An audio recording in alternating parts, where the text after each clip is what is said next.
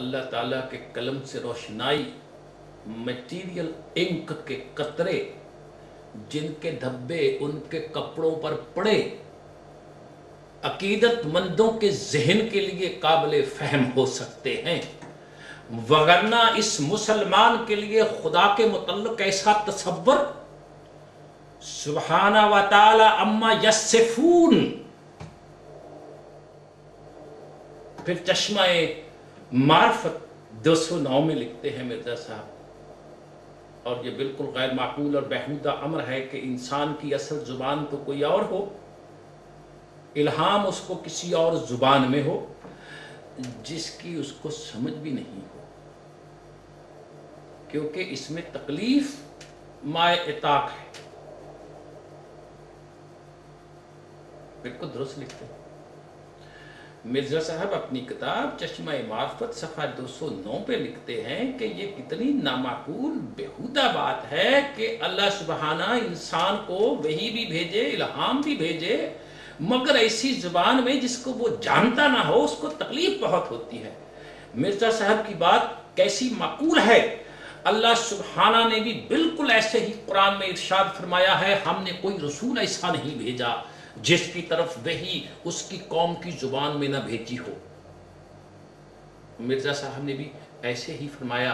लेकिन दूसरी जगह नुज़ूल मसीह सफ़ा 57 नुज़ूल मसीह सफ़ा 57 खुद ही फरमाया। ज्यादातर ताज्जुब की बात यह है कि बाज़ अलहामात मुझे उन जुबानों में भी होते हैं जिनसे मुझे कुछ भी वाकफियत नहीं, जैसे अंग्रेजी, संस्कृत, अबरानी वगैरह।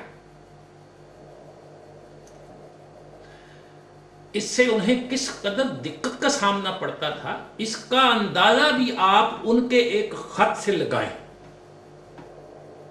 मैं नहीं बात करूंगा। यह खत उन्होंने मीर अब्बास अली शाह साहब के नाम लिखा। मकतूबात अहमदिया जिल्द अव्वल सफ़ा नंबर 68, उसके अंदर यह खत मौजूद है। लिखते हैं, चूंकि इस हफ्ते में बाज कलमात अंग्रेजी वगैरह इल्हाम हुए हैं, अगरचे बाज उनमें से एक हिंदू लड़के से दरियाफत किए हैं, मगर काबिल इत्मीनान नहीं, और बाज मिन जानबे अल्लाह तर्जमा इल्हाम हो गया है, और बाज कलमात शायद अबरानी हैं। इन सब की तहकीक और तनकीह सही तौर पर चाहिए, आप जरूर करें। आप जहां तक मुमकिन हो बहुत जल्द दरियाफत करके साफ खत में जो पढ़ा जावे इतला भेजें। एक मामूर मिन अल्लाह की दुश्वारियां भी किस कदर होती हैं। खुदा उसकी तरफ ऐसी जुबान में इल्हाम नाज़िल कर देता है जिसे वो समझ भी नहीं पाता। उसे इसका मफहूम समझने के लिए हिंदू लड़के की तरफ रुजू करना पड़ता है। किसी ने सच कहा है, जिसके रुतबे हैं सवा, उनकी सवा मुश्किल है। फिर मिर्जा साहब मजमुआ अलहामात व मकाशफात सफ़ा 70 में लिखते हैं, देखा कि मेरे मुकाबले किसी आदमी ने या चंद आदमियों ने पतंग चढ़ाई है और वो पतंग टूट गई और मैंने उसको जमीन की तरफ गिरते देखा। फिर किसी ने कहा, गुलाम अहमद की जय। फिर मिर्जा साहब अपना एक अलहाम अल-बुशरा जिल्द 2 सफ़ा 79 में लिखते हैं, अल्लाह ताला ने मुझसे कहा, मैं नमाज पढ़ूंगा और रोजा रखूंगा, जागता हूं और सोता हूं। हकीकत अलवही सफ़ा 86 मिर्जा साहब का इल्हाम है, जिसमें अल्लाह ताला ने मिर्जा साहब से कहा, तू मुझसे बेमंजिला मेरे बेटे के है, कि तू मेरे बेटे जैसा है, तू मेरा बेटा है। फिर मजबूआ अलहामात व मकाशफात के आगे चल के सफ़ा 650 में दूसरे इल्हाम में है, तू मुझसे है और मैं तुझसे हूं, तेरा ज़ुहूर मेरा ज़ुहूर है।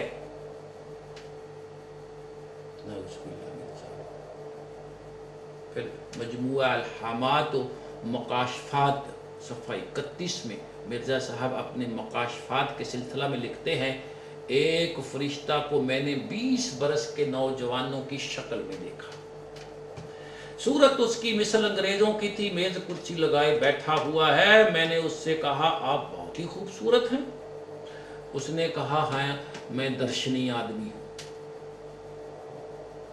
फिर मिर्ज़ा साहब अपनी किताब हकीकत अल मेहंदी सफ़ा नंबर 10 पर लिखते हैं, मैंने एक रोया में देखा, किसी ने मुझसे दरख्वास्त की है कि अगर तेरा खुदा कादर खुदा है तो उससे दरख्वास्त कर ये पत्थर जो तेरे सर पर है भैंस बन जाए।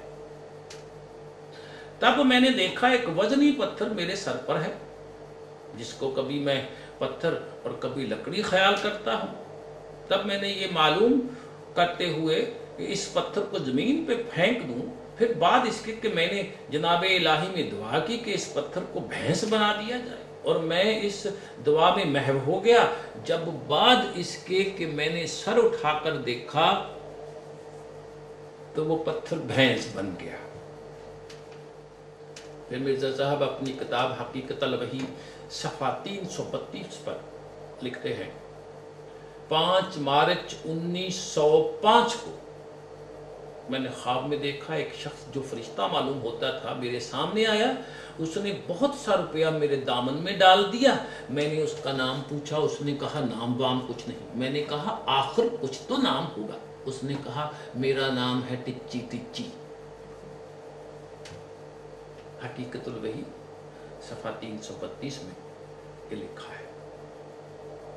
मिर्ज़ा साहब ने जिस कदर दावे किए, जिस कदर बयानात दिए, जिस कदर इल्हामात देखे या उन्हें हुए, उन सब में आप हजरात ने एक बात तो देखी होगी, वो बतौर कदर मुश्तरक, वो ये कि उनके दावा और बयानात बेहम्द गर मुख्तलिफ मुतनाक़िस है। जिस शख्स के बयानात में तनाक़ुस पैदा हो जाए उसके मतलब हमसे नहीं, खुद मिर्जा साहब से सुनिए। सत्ते बचन उनकी किताब सफ़ा नंबर 30 फरमाते हैं, किसी सच्चार अक्लमंद साफ दिल इंसान के कलाम में हरगिज़ तनाक़ुज़ नहीं होता। हाँ, अगर कोई पागल या मजनू या ऐसा मुनाफिक हो कि खुशामद के तौर पर हाँ में हाँ मिला देता हो, उसका कलाम बेशक मुतनाक़िज़ होता है। एक यही नहीं, ज़मीमाए बराहीन अहमदिया सफ़ा है उसका 112, जिल्द है उसकी 5। ठीक है जी, ज़मीमा बराहीन अहमदिया हिस्सा 5 जिल्द 5 सफ़ा 112 लिखते हैं, और कौले फैसल ये है कि झूठे के कलाम में तनाक़ुज़ होता है। दूसरी जगह हकीकतुल वही सफ़ा 184 में लिखते हैं, उस शख्स की हालत एक मखबूतुल हवास इंसान की हालत है कि एक खुला खुला तनाक़ुज़ अपने कलाम में रखता है। मेरे मोहतरम दोस्तों और बुजुर्गों, यही वजह थी कि मिर्ज़ा साहब के इस किस्म के दावों, बयानात और इल्हामात के पेश नज़र उस वक़्त जनाब इकबाल जिंदा थे। तो इल्लामा इकबाल ने उस वक्त कहा था कि अमर ज़रूरत इस अमर की है कि कोई माहिर इल्मुल नफ्स मिर्ज़ा साहब का नफ्सियाती तज्ज़िया, फिजिशो एनालिसिस करके बताए कि वो किस किस्म के नफ्सियाती कॉम्प्लेक्स के मरीज हैं। बात अगर शुरू हुई है तो हम इसको पूरी भी करेंगे, इजाजत हो। खुद अहमदी हजरात की भी तहकीक है कि जनाब मिर्जा गुलाम अहमद साहब मराक के मरीज थे। रसाला रिव्यू ऑफ रिलीजन्स कादियान से निकलता था या निकलता है अब भी। तो अगस्त 1936 के रिसाले में ये प्रिंट है। मराक का मर्ज मिर्जा साहब को मौरसी न था बल्कि खारजी इसरात के मतहत पैदा हुआ था और इसका बायस सख्त दिमागी मेहनत, तफक्कुरात, गम और सुए हज़म था, जिसका नतीजा दिमागी ज़ोफ़ था, जिसका इजहार मराक और दीगर ज़ोफ़ की अलामात मसलन दुरान सर के ज़रिए होता था। फिर मिर्ज़ा साहब के बेटे हैं साहबजादे बशीर अहमद साहब। उन्होंने एक किताब लिखी है सीरतुल मेहदी अपने बाप की। उसके हिस्सा 2 सफ़ा 55 में लिखते हैं, अब खुदा जानता है वो मिर्ज़ा साहब की तौहीन कर रहे हैं या तारीफ कर रहे हैं।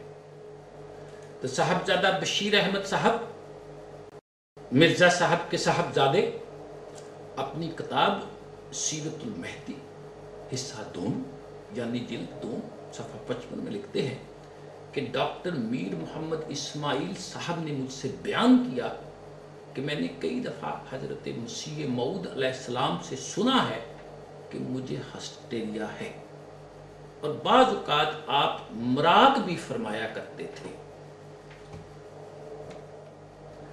हकीम मोहम्मद आज़म खान मर चुके हैं, उनकी एक किताब है अक्सीर आज़म, उसकी जिल्द अव्वल सफ़ा 188 में